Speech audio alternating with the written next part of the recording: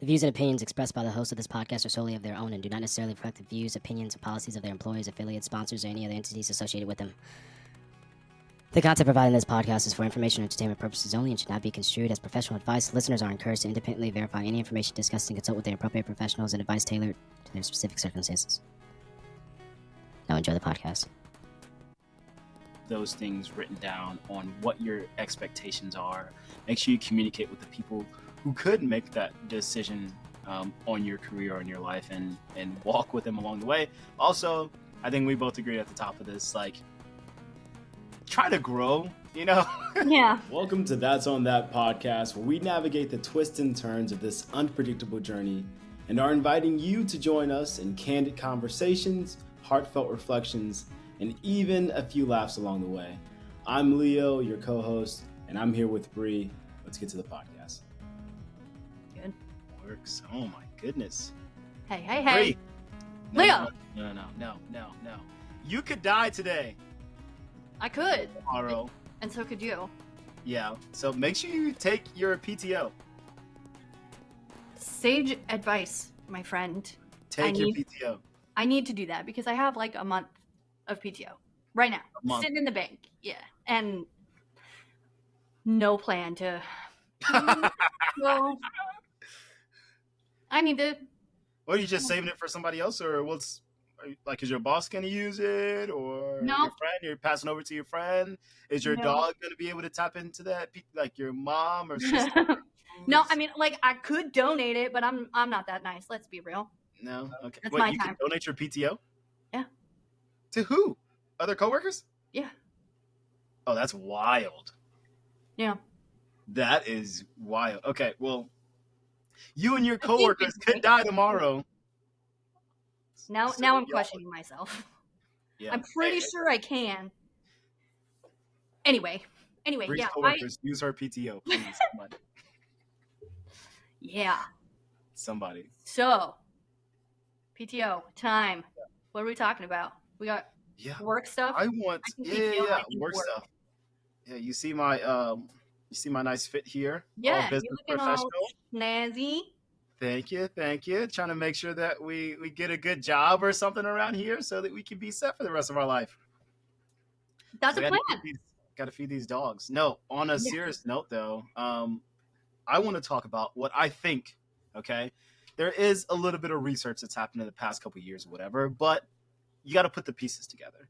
And the pieces that I put together, that there is a myth going around, a massive myth about job security. Okay. And Job what security is a myth, Bree. well, so why? But like, why? Why is it a myth? She said, "Why?" Because I don't think I've been in positions where I have worried about the security of my job. Mm-hmm. So, how is that a myth? So let me paint the picture, okay? I think that our time period is unique, which all of them are, sure. But let's just go, I'm going to go like 1920s. I feel like most of us understand like the 1920s up until now. So it's like a 100-year period of, you probably learned about this in school, and maybe someone that you know is old enough to have experienced it. So you know like what your grandparents probably did for work, right? Yeah. Yeah? Yep. Okay. Yep. And I do as well. I know what my grandparents did. I know what my parents do for work. And then I know what my, generation does. And I probably know where the generation below me is going to go. So that's a 100-year gap. Okay. So to skip past from like 1920s to like 1980s, everything was just about the same because there was a big manufacture boom. Okay. The wars were going on. So we're either building steel probably or oil or cars. We're trying to get everything over to America. Like pretty much everything was in a factory. Right. So a lot of those people, like I'm telling you, like my dad and my mom have both worked pretty much in the exact same careers and almost the same jobs since I have been born. Okay, so almost for 40 years. Wow. All they need to do is not mess up at their job. All they need to do is like show up on time. As long as they don't do anything crazy, they don't have to go above and beyond. They don't have to put in extra hours in order to keep their job. And no slight to anyone's grandparents or parents during this time. All I'm saying is I think the times have changed. That was then. Okay. Okay. Everyone that was over. Oh, sorry. Go ahead. Oh, I was just going to say, but we're like, now. Now. Yes. Just want to make it clear that everyone that was overachieving back then climbed the ladder fast. Okay? Yeah. If you were overachieving then, you probably climbed the ladder fast. I think that's a pretty fair assessment. Okay. Now, this is why I think we now have the myth of job security, because we can't just stay in most, at least, jobs and do the job description and keep our job. If you're doing the minimum requirements, you're at risk. Okay. I could see that. I could see that because we are in a bit more of a harsh words, cutthroat world right now. Yeah.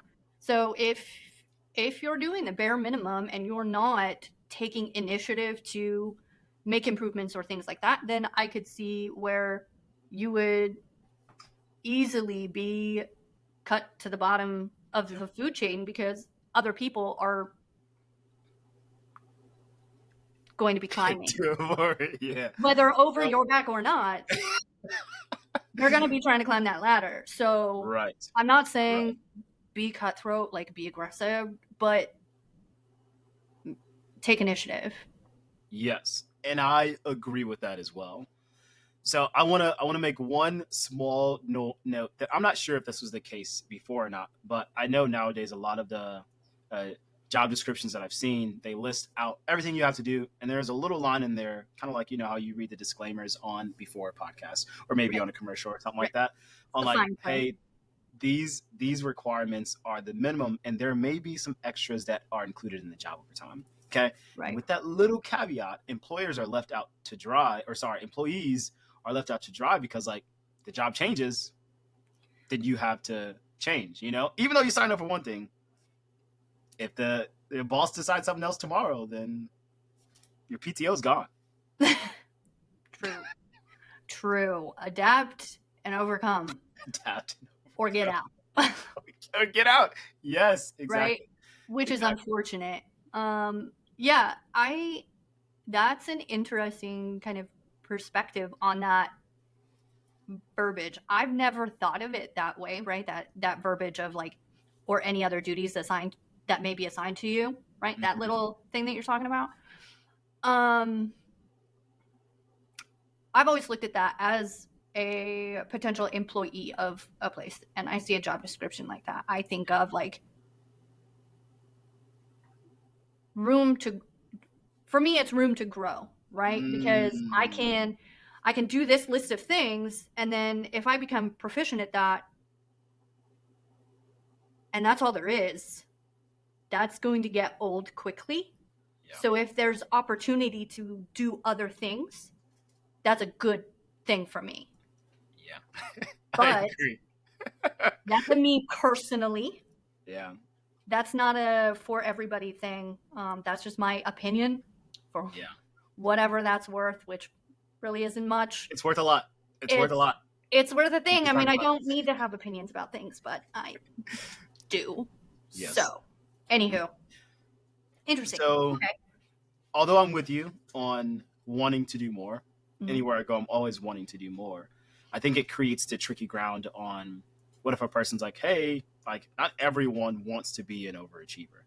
Yeah. Which creates that ground on, you know, are you going to do the job or are you going to do more than the job? And what should be required of people? Should it be required that everyone does above and beyond? Because then what becomes the limit? So if I'm working 60 hours a week for my job and somebody else is working 50, are they technically behind? Right. But the description is likely a 40-hour work week. Right? So who's right, who's wrong, or is everybody just wronger than the wrong? Right. You know, I don't where do you find the right in that? Or is there any? I don't know. To each their own, I suppose. Yeah. So I know that we work in two different industries, so I definitely want your perspective on this. But how I see it, again, some of the pieces that I'm putting together, most of our world is obviously going digital in one way or another. Mm-hmm. So most of the jobs that we're seeing spark up nowadays are like tech companies. Mm-hmm. And they typically like create like it's becoming the big shiny object. Probably like in 2017 is I think when this started to happen. They are a little bit more lax in their environments. They have different dress codes or none at all. You know, you get these fun events, perks, benefits, working hours. You can sit at home in your pajamas if you want to. But it then comes with a whole flurry of other things that you can't predict, especially if we haven't seen a world like this before, which we haven't.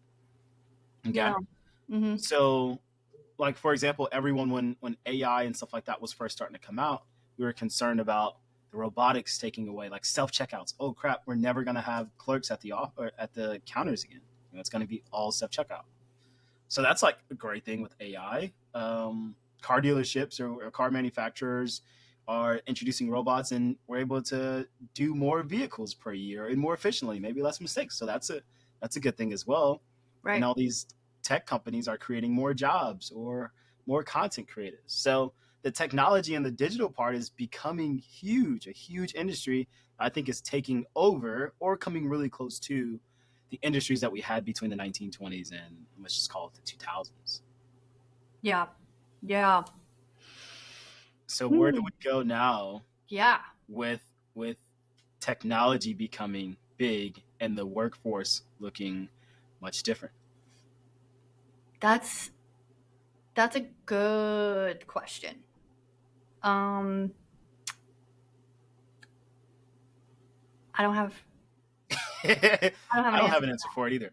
But what I've noticed is, and this is why the myth of job security has come up, is that like the tech industry, which we saw, I mean, there's plenty of numbers that we can probably throw out. The tech industry has seen massive layoffs over the past 2 years. So if it's a big bubble and it's shrinking down, and it's supposed to be people who are smart. I think we had a very small conversation about these types of people. Right. They're supposed to be super smart and super skilled or whatever, then that's a lot of people losing their jobs. If we're introducing robots into manufacturing, it's a lot of people losing their jobs. Into stores, it's a lot of people losing their job. And if you're doing your job for 20 years and you got replaced by a robot, like, what are you supposed to do? Yeah. that would not be great. I know a while back, I don't remember exactly when robotics really got into healthcare. So just for reference, I come from a healthcare background. I was raised by a nurse. I've worked in healthcare. I am currently going to school to continue working in healthcare. And I do remember when I was younger and the robotics in the healthcare world became a big thing, it was a big concern. Because it's like, well, if the robot can do the surgery, what's the point of going to med school to learn how to be a surgeon? Like, right? But what we saw, at least from my point of view, which isn't super in depth, I don't have like I'm not super well versed in the surgical world. The robotics became a tool, right, for them to use that made outcomes better. It provided better outcomes without replacing, but it did require old dogs to learn new tricks, so to speak. And if they refused, then exit stage left. Look for early retirement or find a different specialty or go into clinic or whatever. Yeah. But yeah, I do remember like it was a really scary time in that world where it's like, what's going to happen? Turns out nothing bad happened. And I don't think it will either. We worry so much sometimes about possible futures that don't ever happen. Right. Like, yeah. Oftentimes, not all the time, but oftentimes, nothing is ever as bad as we think it's going to be. At least in my experience. And that's coming from somebody who I will think of the absolute worst case scenario immediately. And it's like, my brain goes to like everyone's going to die type thing, right? The world is burning. Apocalypse has come. Very dark, very quickly. And oftentimes it's like, oh, well, that wasn't that bad. We're all still fine. Anyway. So how have you been able to manage your security in your roles? Right. So ways that I like kind of mitigate my job security or at least ensure that I feel secure in my job. The past couple of jobs that I've had, the biggest thing that worked for me is deep diving into my KPIs. And KPIs are key performance indicators. They are reportable metrics that like you can get data on and figure out if what you're doing is working, right? Yeah. So we have a goal to get here. These are the steps that we're doing or the steps that we're taking to get to here. And this is how we're going to know if those steps are working, by measuring sales or number of calls or measuring the percentage of delinquent cards or things like that. Yeah. But if you don't know what those key performance indicators, get in and just understand what those are and how you impact those, right? What actionable steps that you can take to drive those numbers in the direction in which your employer wants them to go. That's going to be the biggest thing for me. And then also get with the person that's responsible for your performance reviews. Okay. Where I am at, that is called a rater. They rate my performance. And so a good practice to have is figure out who your rater is, who does your performance evaluations, and say, what does right look like to you in this position? And what do you expect from me? Yeah. So that I know my right and left limits, and how do you feel about me coloring kind of close to the line kind of thing. Like, have that conversation so that you know the expectation. If you don't know the expectation of what your raters or what your employers expect of you, how do you expect to be able to perform well or have any sense of job security if you're just like winging it willy-nilly through life? What are you doing? What are you doing? Literally, yeah. What are you doing? Yeah, no one knows. Yeah. So those are my two big takeaways for ensuring your job security as best as you can, right? I am a person that is like, we don't have a lot of control over a lot of things. We think we do, but we don't. But there are things that you can control, and you have to focus on those. Yeah. The rest will play out in the wash. Yeah. Well, unlike Bree, I think that job security is a myth. Not in all situations. You can create some job security, but or at least have a sense of it. You can have a sense of it, correct? Mm-hmm. And the only reason I say that it's a myth is because specifically in the industries that I've been in, again, if you're looking at the tech, digital, those types of places, sometimes they operate off of different metrics. I was explaining this to Bree that I've literally seen from a company I work for. I saw them cut the top performers simply because the numbers didn't match up for their business. And that's not going to happen all the time. Typically, if your business is in good standing, you don't have to worry about something like that. So that should also be something maybe that you're paying attention to. It's like, hey, am I asking questions about my business to make sure that business is actually making enough money? So yeah, there's times where you could know what you're supposed to perform against. You could be in good standing, have no marks against you, be a person that everyone likes, and you could still be let go. But the best way to kind of ease the burden is to make sure that you have those things written down on what your expectations are. Make sure you communicate with the people who could make that decision on your career, on your life, and walk with them along the way. Also, I think we both agree at the top of this, like, try to grow, Yeah. try to grow. Try to, like someone said this to me actually today in the meeting, and I liked it. They had it from the sense of the business compared to them. They said, if we're not growing, I should be going. Ooh. And I was like, okay, I haven't heard that one. And I'm glad that like you're saying that as a person who wants me a part of your business. They're like telling me like, hey, if the business isn't growing, that means I need to be leaving. I'm like, wow, okay, well, I'm really glad that you can tell me that from your perspective, like where you're sitting, because then it's okay for me to have that perspective as well. So those could be things that you should look out for is, try to check the transparency of your leadership as well. There's a lot of things that we can talk about here. But yeah, there's a lot of change in the world. Pay attention to it. The unemployment rates, like a couple of facts here, because I haven't given too much facts. The employment rates are technically better or about the same than they have been for most of our lives. I just want everyone to understand that not everyone is in the participation of that category. So if you look at some of the numbers of the cuts that we made, I think we saw that, I got it right here, but like the industrial goods manufacturing sector is up at 1,700% this year. I'm sorry. Say again. 1,700%. 1,754%. Energy companies have announced they need to lay off or cut 1,000% of the people. Okay, and this is compared to last year. Education 944%.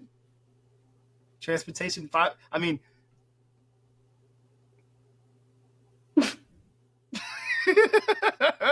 These are some pretty crucial industries that we need. 944% of educators, or in education at least? In education, so that could be school districts. Could be administrators and things like that, but correct. Still, yes, we need education. We need those people. Yes. We do, and it's already a shitty enough of an industry to work in. That's just gonna get, oh god, I feel my heart for my little teacher babies. That's gonna be so sad. Teacher babies. So I mean, this maybe is another podcast, but like, how do we create job security outside of our job too? That may be another thing that we talk about. What do you mean? Create security? Maybe like other sources of income. Oh, okay, so maybe like financial security. For ourselves? Yeah, exactly. So like, okay, I think part of the reason the unemployment rate is so low is because there's a lot of people who are making TikToks and living off of that. True. Or maybe on other content platforms. Right. Well, not to like call you out on this, but you've experienced this or are experiencing this as we speak. Yes, because I am not in the. So you mentioned like participating in the workforce, right? That's the verbiage on that. So yes. You recently quit your job, right? Yep. And you don't have another one. So I don't have another one. You didn't, and by that I mean like you didn't immediately jump into another one. I didn't jump into another job. I did not file an unemployment claim. Right. According to the government, I'm just floating out there on retirement right now, technically. So are you technically participating in the workforce? Right now, I am technically not participating in the workforce. Okay. If I was to be applying for jobs and calling employers, if I was like, hey, I either just lost my job or just quit my job and I need another job, technically you're participating in the workforce because I am just sitting around according to the government and making videos on YouTube, Spotify, and Instagram. For all intents and purposes, you are not sitting around with my dogs, actively searching or actively trying to get another job. Right. But you are making videos, doing things like that, and you're actively building your own business. Correct. Yeah. So there is a caveat on yourself. Yes, the self-employed business owners are technically in the workforce once you receive a paycheck from your business. Yep. Okay. Wow. So that's a lot of people, I think. That's a lot, I think, especially now with Instagram and TikTok and YouTube and podcasts. Even though, I mean, we don't monetize ours, but right. There's plenty that do, but they maybe by the time they work it like a full-time job. Yeah. And rightfully so. If they have the ability to monetize and make that, then by all means, boo-boo, go for it. Yeah, so maybe we'll talk about some of those ways that you can find other sources of revenue is what we'll say on another podcast. That would be a good one, I think, to do another show on, because you have good experience in that. At least I think from my perspective, you've been able to set yourself up in a way that you can resign from a job that is not fulfilling and it's causing you more grief and it's just dragging you down. Nobody wants to work in a place like that. And you provided yourself the opportunity and the means to be able to say, that's not for me. Yeah. Thank you. Goodbye. I didn't say any of these things about my past employer, by the way. No, you didn't. Yeah. You didn't. But I know. But they could be true. Could be. I mean, yeah. Yeah. See, again, my brain goes immediately to like the worst of the worst. If you're just gonna quit your job and not have another one like immediately lined up, like that must be pretty bad. Because that's something like I would do that, where it's like if I got to a point where it was bad enough, I would just be like, I can't, my soul can't take this anymore. I can't handle it. And please, not everybody does that. You didn't do that. My brain is just troubled sometimes. It's real. Anyway. Cool. Yeah. Well, thank you. I can't wait to talk about the next subject on creating some revenue sources, because I feel like that's what everybody wants in life, you know? Whether you're like really searching for money or not, like the revenue sources, the freedom that it comes with money, like people want that at the very least. I mean, some people don't like to use their PTO, but maybe they could use a couple extra dollars to buy themselves a sandwich on their lunch break or something like that. Maybe. Yeah. So I have a question for you on this. Since you think that job security is a myth, have you ever felt insecure in your job? Like it could be gone at any moment for you. Yes. That company, I mean, like once I legitimately watched, when I say the top performers, as in people that I relied on to do my job, I watched them get let go. And not just like one or two at, once. It was like legit like 20 people at once gone, all the people that I relied on. So once I saw that, I was like, oh, well, clearly it doesn't matter how people are performing, what value they have to the company. Like clearly this is not the factor in which we're judging on. So yes. Wow. Yeah, that's crazy. That's crazy. Yeah. And at that point, to be honest with you, I don't think that I could change my mind, because I was certain that there's nothing that I could do. Legit, like there's nothing I can do to say, oh, I want to keep my job or need to keep my job. Whatever. Like there's nothing I could do, because they were doing all the right things. Yeah. That's interesting. What a crazy, wild world. Yeah. Never thought I would see something like that in my life, but I did. And lesson learned, that's how you grow up there. Yep. Shout out to all my people who I'm talking about right now. They know who they are. We love you. I don't know you, but I love you anyway. Anywho, got anything else for us on there?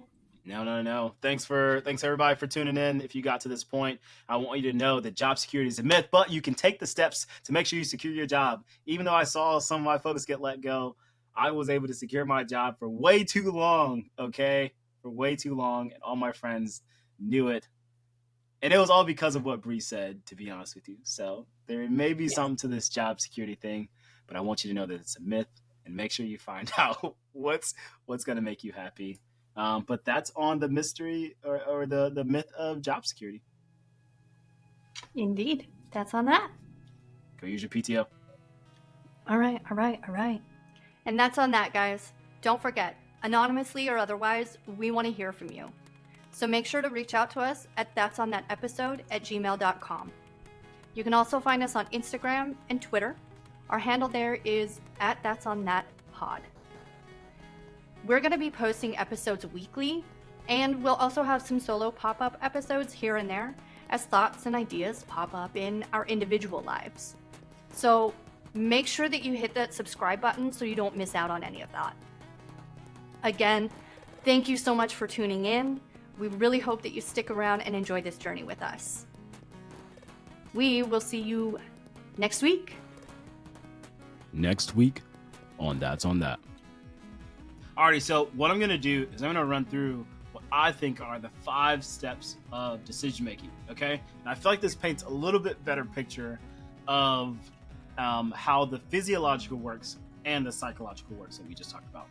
We have studies of MRIs that show what areas of the brain light up when you're making specific decisions. If there's risk involved, different areas of your brain will light up than if there is no risk involved.